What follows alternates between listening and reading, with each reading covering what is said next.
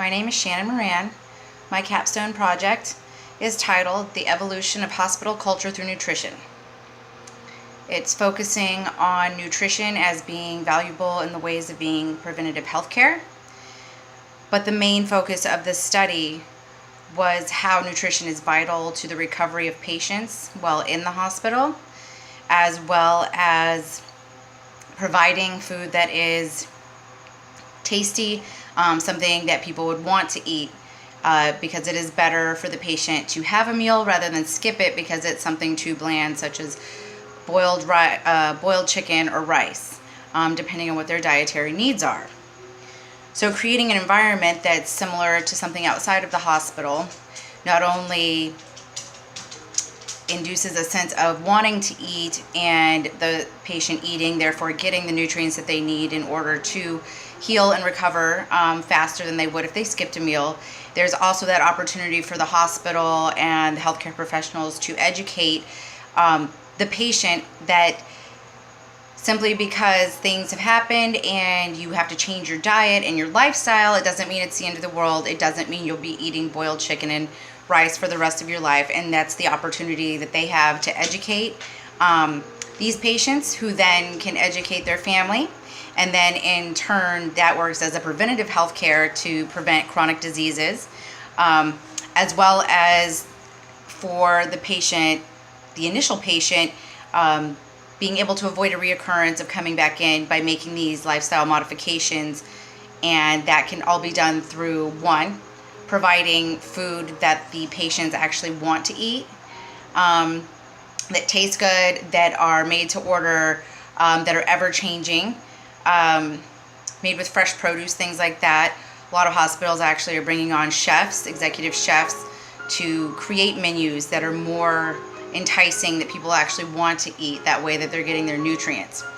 Beyond that, there's also a need for a hospital to provide healthy food for the staff as well. I mean, if you're going to be doing the healthcare, you should probably be setting an example for the people that are coming in. Not everybody is privy to good nutritional education, as I found through my research, which was done through a survey. So yeah, that's the beginning. That pretty much sums up part of it there. So nutrition has come to the forefront as of recent through lots of things and documentaries, and everybody, learning how important it is what we consume and the effects that has on our body. There have been studies done where there have been deficiencies in glutamine and in doing like feeding tubes. That way the patient gets optimal nutrients and they're able to recover faster than if they were to only eat the things that they wanted. This way they're getting targeted nutrients, or nutrients specific to their recovery process in order for them to recover quicker. One of the biggest problems is the hospital itself has always been seen as a very sterile institute, which it should be, because you don't want germs and things like that when you're going into surgery. But it's also been a very cold and uninviting atmosphere, and it's been proven that environment has a huge impact on our ability to heal. I don't want to necessarily compare it to this, but think about dogs in a shelter and how happy they are once they've been adopted. And we can all see those videos all the time on social media, just the change in demeanor and morale and everything like that. The same can be said for humans in a hospital setting, or in any setting for that matter, where recovery is vital, and it hinders on so many different things. And psychologically, if you're not in a place where you feel good or you feel comfortable, you're not going to necessarily allow yourself to relax enough and be stress-free enough to let your body start to heal. So there's that also. So in the culture shift, or as the whole hospital culture starts to change, it's going to need to be an entire thing. However, my focus was just on the nutrition. But as we do that, and things like implementing more diner-friendly, less cafeteria-style dining, where patients that are able to walk to the dining room can, and this will make them feel like a little more of a normal life like they would outside of the hospital. And then that can help them really want to, not want to, but help them to recover faster.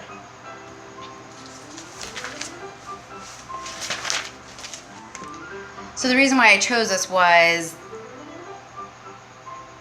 to try and quantify the need and the want of people for a change like this. You know, in my research, I found that there is a demand and there has been a shift where it is more it's geared more towards patients and patient satisfaction, things like that. And we were all familiar with patient surveys that keep coming at you every time you go to the hospital. But the hospitals have taken notice, and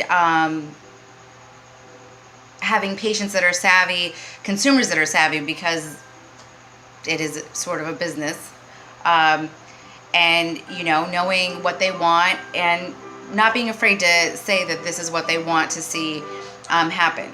And I've skipped all over the place, and so let's just go ahead and focus on environment here to start. So I did mention briefly how environment has a big effect. Well, there are hospitals where they have implemented healing gardens.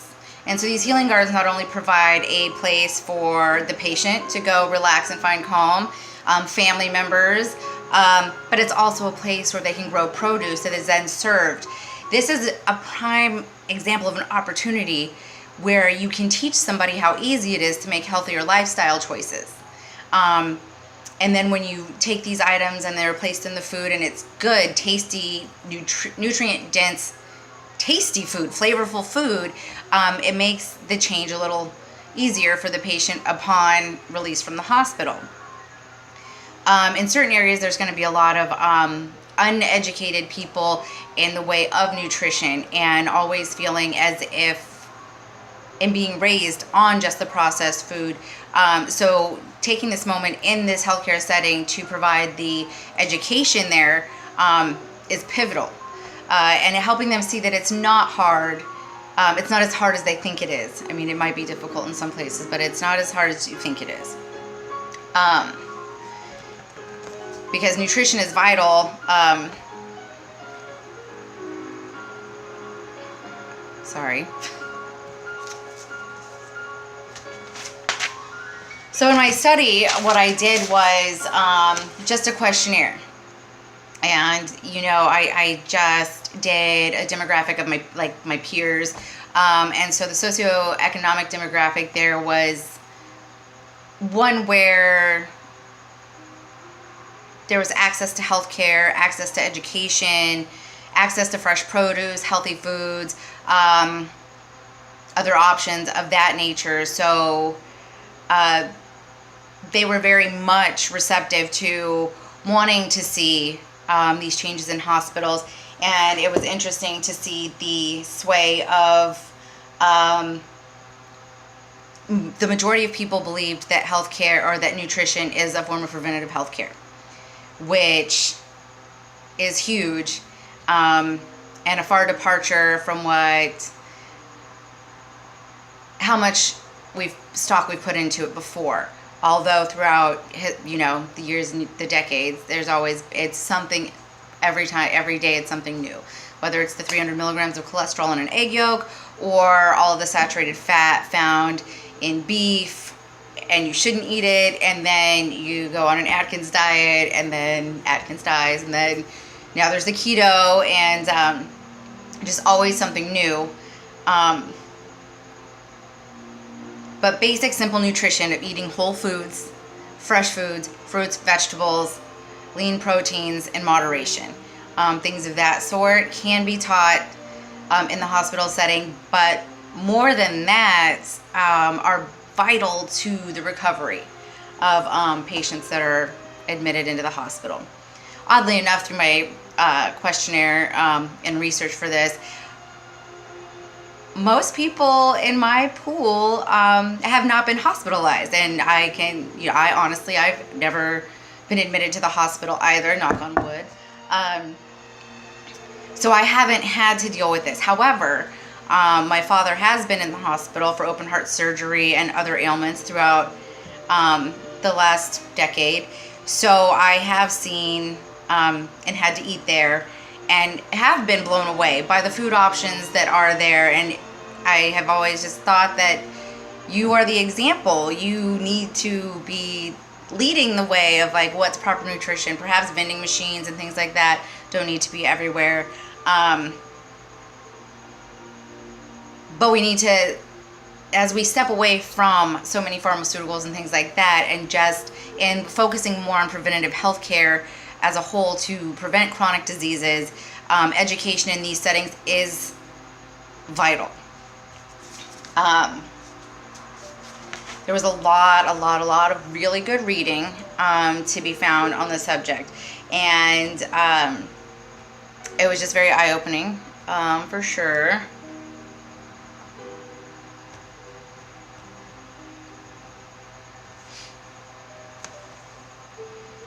So Unidyne was a site that I found they are a food management site, and they had an article on the evolution of hospital dining, which was very perfect for this.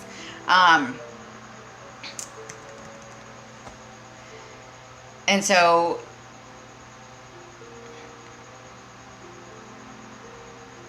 the hospitals are evolving to meet consumer demand for a less institutional feel. And that it mentions how there's starting of new programs, things are being introduced to educate staff and patients as well as the community around, which is something that I mentioned too, the education and everything like that. But then this is where they brought up the healing garden and how that benefits everybody.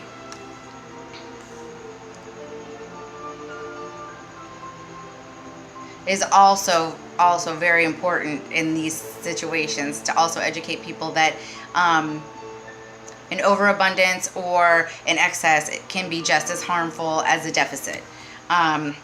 So malnutrition would be either way.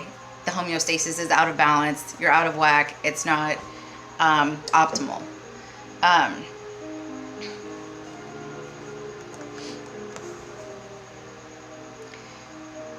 So nutrition is vital in and getting proper nutrition, and the proper dietary antioxidants are useful and play an important role in preventing like cancer, stroke, rheumatoid arthritis, neurodegeneration, and diabetes. What else I found to be very interesting that was perfect for this research topic that I did is that nursing homes have already started to do these things too.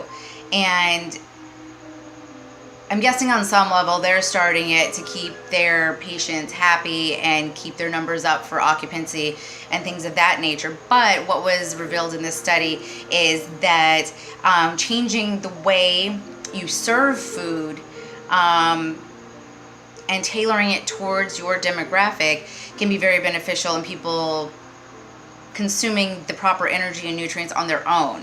So in some of the nursing homes, what was found is that if you did family style, there was a better chance that these people with dementia and everything else would sit around and in these settings be comfortable to consume the nutrients and the food in front of them. And it's at this point that putting the proper food in front of the people and making it flavorful helps them all get their nutrients and everything that they need. And so it was also brought in speaking of the evolution, it was that hospital dining used to be considered an ancillary or supportive service, and now it is evolving into being a core. And that's all happened with nutrition coming to the forefront, and how pivotal it is, or I don't think that's the right word, but how important it is for the proper nutrients to be consumed to thrive, basically. So what I did find too, though, is that when you do a survey, or a questionnaire, there are some limitations there that you might find.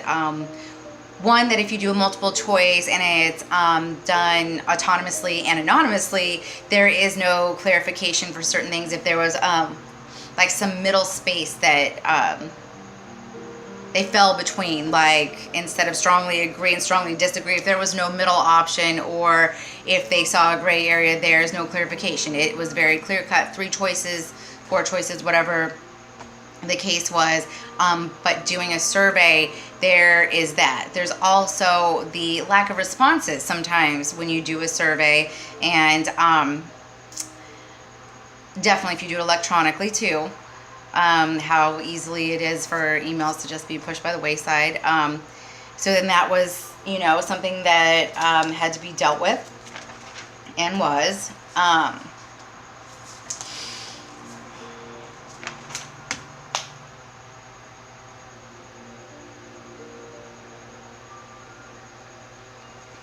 All right, so there's that.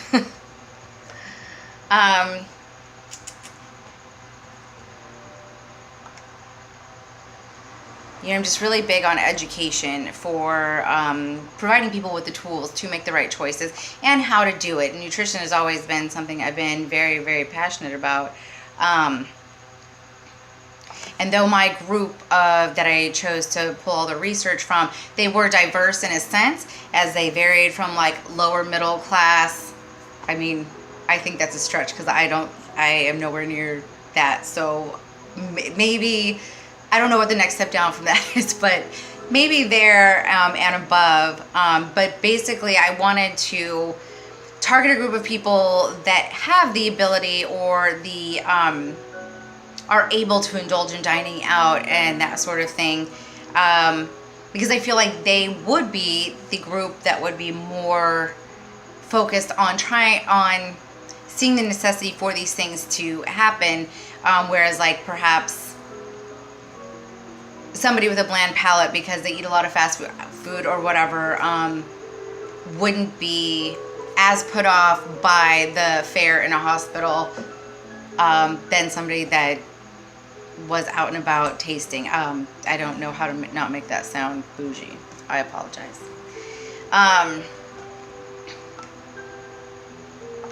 But they did come from all walks of life. So you have, like I myself am a bartender, and I have nurses in there, and doctors, and you know, just everything in between, architects and travel agents, or you know, corporate travel things. But I thought it was a very diverse, definitely all ethnicities, all walks of life in that sense were covered in my study.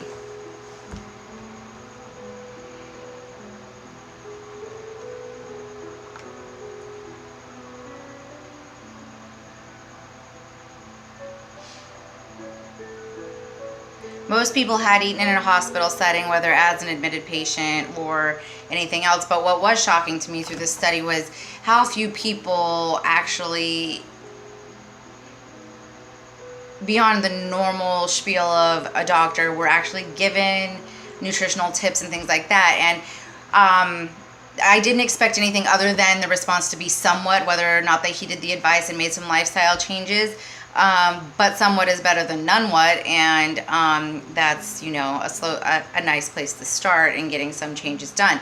Now, if we can reach a demographic that lacks that education and have them start making slow changes, then that's slowly, one, it gets sent down to the future generations, and two, it definitely slows down some of the chronic diseases that could be picked up,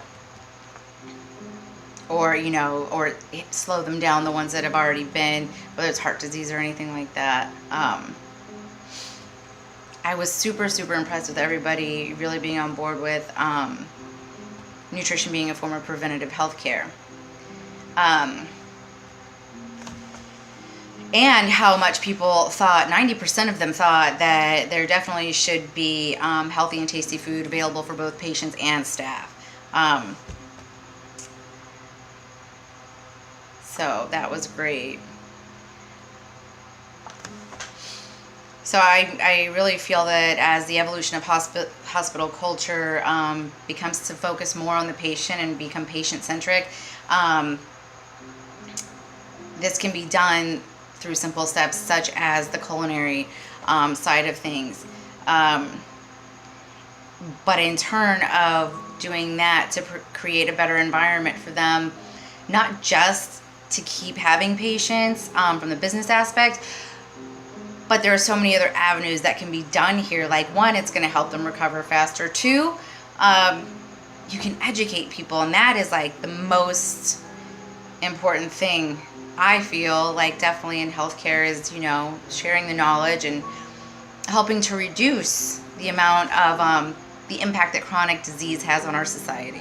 And not just that, but on the quality of life for not just the person that's suffering from the chronic disease, but from their immediate family and everybody else. And that's actually where I ended everything, was that this in turn lessens the burden not only on the healthcare system, but also on society. I really should have added in the touch in there about how it, you know, lessens the burden not only of how the patient themselves will feel, but also the burden on the family in providing the care. And whether that means working more to provide for them or working less to be able to be hands-on with them.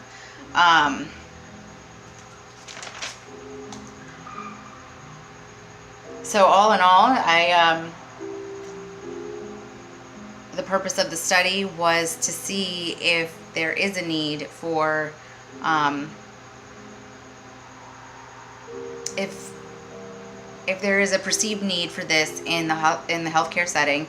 And also, what are the benefits of the evolution of hospital culture through nutrition? What are all the benefits that can be had? So I'm Shannon Moran, and that was what my paper was on, or my research project was on. Thank you for listening. I apologize if I rambled.